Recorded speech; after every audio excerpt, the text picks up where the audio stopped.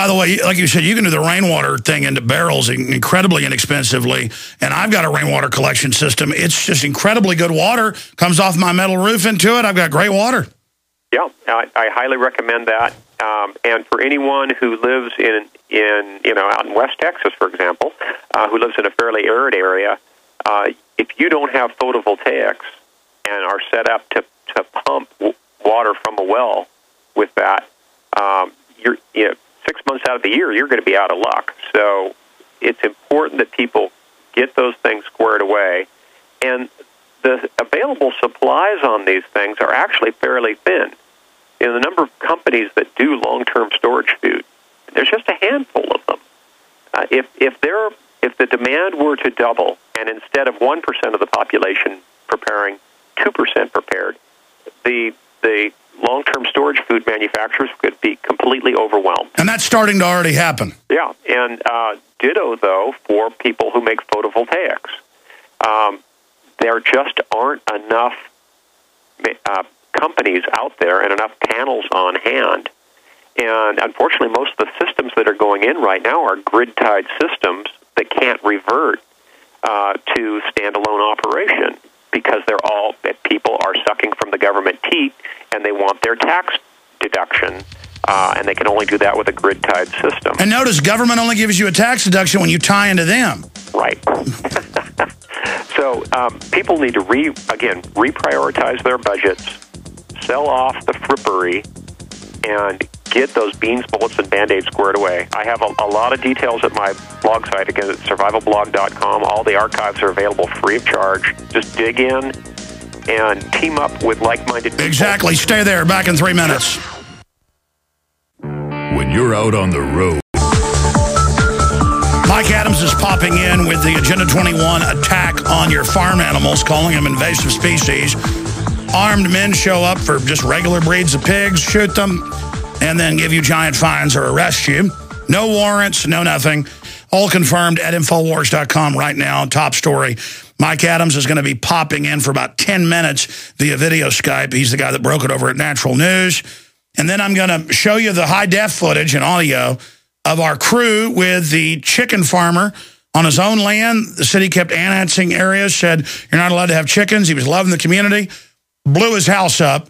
And the police told us you're not allowed to go in the city council building. Big, giant, Capitol-sized thing. That's all on tape. Before, it was just our reporters calling in, talking about it. They're now here. They're back, got back Saturday. And so we're going to premiere that coming up on the Nightly News. I'm going to get into the big attacks on the Internet. Don't think you can just use and have the Internet like it's always going to be here. I mean, I was reading the Cybersecurity Act that makes SOPA look tame, and it just says we'll do whatever we want.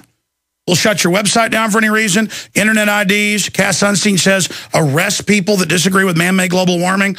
I mean, these are authoritarians, but they've learned the art to like pose as liberals or to pose as conservatives and act real friendly and have an ice cream cone like Warren Buffett does in most photo ops, or be like talk with an NPR lisp. That is a Delphi technique. Well, that's a technique specifically of getting people to tell you what they think and then going, oh, we'll do what you want. You ask the crowd, what do you want? We want vanilla ice cream. And you go, well, I heard what you wanted. You want strawberry. But they just, as long as they say it, and that, I want to go to some calls with our guest. And by the way, we sell his book, Survivors. James Wesley Rawles, he's an expert, former Army intelligence captain, best-selling author, and he runs survivalblog.com as well. But I want to get your take on that, just the sickening psyop. Do you agree with me? I mean, I know it's their cover, but this whole non-threatening act they do to get you to comply, then if you don't, they sick the men in black uniforms on you. But it's just this whole non-threatening cover. Yes, I agree. The modus operandi seems to be, it's what Mark from Michigan used to refer to as the iron fist in the velvet glove. And what we're seeing is the velvet glove. We're seeing, all this mamby-pamby, green revolution, kumbaya, all this whole mindset of global village, all plays together to try try to put a happy face on tyranny. That's it. Let's go to some phone calls. John in Texas, you're on the air with our guest. Go ahead. Thanks a lot, Mr. Jones. Thank you for doing all that you do. Mr. Rawls, I have a few questions for you. Sure, go ahead. One at a time, please. Okay, one at a time. Thank you. A bit overwhelming. If I try to talk to my family and try to warn them about things that are going on, things that Mr. Jones talk about daily, and I get laughed at, they call me crazy. I show them documents that I print off from a printer and show them. One of my questions is, when would it be time to say, if it's not going to get any better, it's going to get much worse? When is it time for me to abandon my home and go somewhere else? Wow, that's I know you've already answered you don't want to give up a paying job in a down economy until you develop another income stream. My blog is all oriented toward encouraging people to move to lightly populated rural farming areas that are well removed from major population centers. But, that's not going to work for everybody. A lot of people have either family situations or work situations where they have to stay where they are. If you can develop another income stream or find a job in a lightly populated area, I recommend you go ahead and make the move now. But to throw away a good-paying job in today's down economy, I think, is foolish.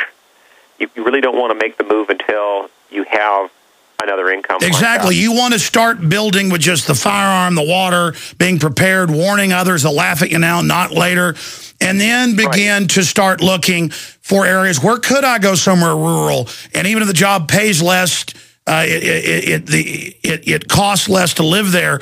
And so just start developing a plan. I agree wholeheartedly. And it's important that people think these things through, be prayerful about it, because you want to have God's guidance on this. And once you're committed, though, then go ahead. Then it's time to, go ahead, sell your house, make the move. And it's important to make a move fairly soon, because, I get so many emails from people who say, oh, well, I have this cabin prepared out in the woods in the Poconos or wherever, and I'll pull through just fine there. But people don't realize how long it takes to build up for self-sufficiency. You need to plant fruit and nut trees. That takes years. You need to practice gardening in that particular climate. That takes time and experience. You need to learn how to cook on a wood stove. You don't learn that sort of thing just overnight. So it's important that you make the move and start living. And you need to meet the neighbors, because because you don't want to even really at first be a little friendly, but you're really just getting intelligence on them. You'll find out who's good, and you'll find out also who's a little global minion. And believe me, they're out there too. Right, and if you don't want to be the expendable new guy, the guy who just blew into town at the 11th hour, just before everything fell apart, you want to become part of the community. You want to get involved in the local EMT or fire department, volunteer fire department, for example. It's important to be part of the community, because you want to be seen as an insider, not an outsider. Exactly.